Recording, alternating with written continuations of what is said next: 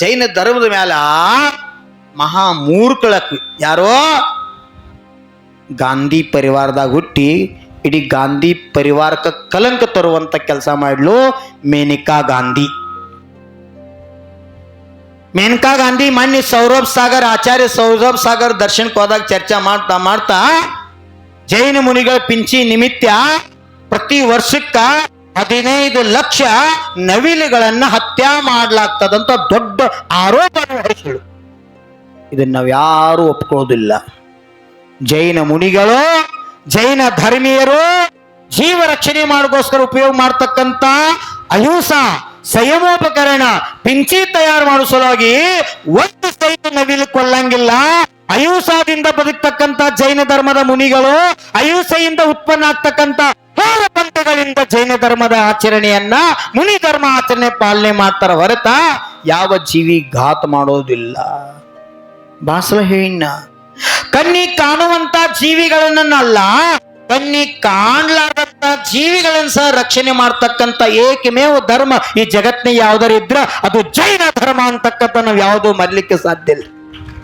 ಅಂತ ಧರ್ಮ ಮ್ಯಾಲ್ ದೊಡ್ಡ ಆರೋಪ ಮೇನಕಾ ಗಾಂಧಿ ಮಾಡ್ತಾರೆ. ಏನಂತ ಪಿಂಚಿ ತಯಾರು ಮಾಡಕ್ 15 ಲಕ್ಷ ನವಿಲುಗಳು ಕೊಲ್ತಾರತ್ತ ಪ್ರತಿ ವರ್ಷ.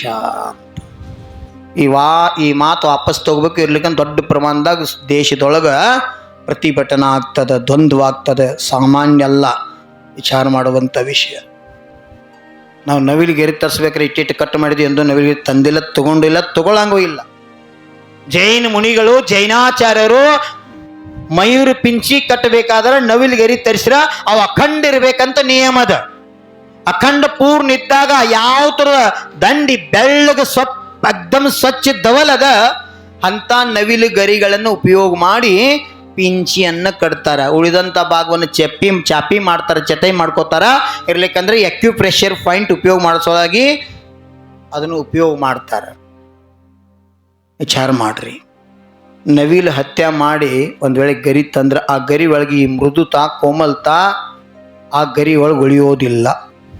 ಹೆಂಗ ಗಿಡದ ಎಲೆಗಳು ವಸಂತ ಮಾಸದಾಗ ತನ್ನಿಂದ ತನ್ನ ಪಕ್ವಾಗಿ ಉದುರಿ ಬೀಳ್ತಾವ, ಹಂಗ ಪ್ರತಿ ವರ್ಷ ದೀಪಾವಳಿ ಸಮಯದೊಳಗ ನವಿಲು ಗರಿಗಳು ತನ್ನಿಂದ ತಾನ ಉದುರಿ ಬೀಳ್ತಾವ. ನೃತ್ಯ ಮಾಡೋ ಸಂದರ್ಭದಲ್ಲಿ ತನ್ನಿಂದ ತಾನ ಬೀಳ್ತಾವ. ಅದು ನಿಸರ್ಗದ ನಿಯಮ. ಚಾತುರ್ಮಾಸದ ಕೊನೆಗೆ ವಿಸರ್ಜನಾ ಸಮಯದಲ್ಲಿ ಚತುರ್ದಶಿಗೆ ಜೈನ ಮುನಿಗಳು ಚತುರ್ವಿಧ ಸಂಘದ ಶುಲ್ಲಿಕ, ಕ್ಷುಲ್ಲಕ, ಆರಿಕ, ಐಲಕ, ದಿಗಂಬರ, ಆಚಾರ್ಯ, ಉಪಾಧ್ಯಾಯ, ಸಾಧು ಪರಮೇಶ್ವರ ಇವರೆಲ್ಲರೂ ಪ್ರತಿ ವರ್ಷ ಪಿಂಚಿ ಪರಿವರ್ತನೆ ಮಾಡ್ತಕ್ಕಂಥ ಪರಂಪರೆ. ಯಾವ ಪ್ರಕಾರ ನವಿಲು ತನ್ನ ಗರಿಗಳನ್ನು ಸ್ವ ಇಚ್ಛೆಯಿಂದ ಬಿಟ್ಟು ಕೊಡ್ತದ ಅಂತ ಗರಿಗಳನ್ನು ಶ್ರಾವಕರು 5 ತಂದು ಕೊಟ್ಟಾಗ ಅವುಗಳನ್ನ ಸಂಯಮೋಪಕರಣವಾಗಿ ಅಹಿಂಸಾ ಉಪಕರಣವನ್ನಾಗಿ ಪಿಂಚಿಯನ್ನು ಉಪಯೋಗ ಮಾಡ್ತಾರೆ. ಯಾಕಂದ್ರೆ ಪಿಂಚಿ ಇಷ್ಟು ಕೋಮಲ್ ಅದ, ಇದ್ರದ್ದೊಂದು ಕೂದಲ ತಗೊಂಡು ಕಣ್ಣಾಗ 108 ಸಲ ತಿರುವಿರನು ಕಣ್ಣಿಗೆ ಯಾವುದೇ ರೀತಿಯಿಂದ ಬಾಧ ಆಗೋದಿಲ್ಲ. ಅಷ್ಟು ಸೂಕ್ಷ್ಮವಾಗಿರ್ತಕ್ಕಂಥದ್ದು.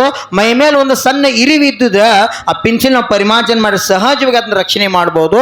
ಆ ಜೀವಕ್ಕೆ ಯಾವುದೂ ಹಾನಿ ಆಗೋದಿಲ್ಲ ಅನ್ನೋದ್ರಿಂದ ಅಹಿಂಸಾ ಧರ್ಮದ ಪಾಲನೆಗಾಗಿ ಜೈನ ಮುನಿಗಳು ಪಿಂಚನ್ನು ಉಪಯೋಗ ಮಾಡ್ತಾರ. ಇನ್ನು ಅದಕ್ಕೆ ಹಿಂಸಾ ಮಾಡ್ತಾರಂದ್ರ ಇದಕ್ಕಿಂತ ದೊಡ್ಡ ಅಪರಾಧ ಯಾವುದಿರ್ಬೋದು? ಇದನ್ನ ನಾವು ಯಾರು ಒಪ್ಕೋದಿಲ್ಲ. ಇದು ಖಂಡನೀಯ. ಆದಷ್ಟು ಬೇಗ ಮೇನಕಾ ಗಾಂಧಿ ಎಚ್ಚರ ಆಗ್ಬೇಕು.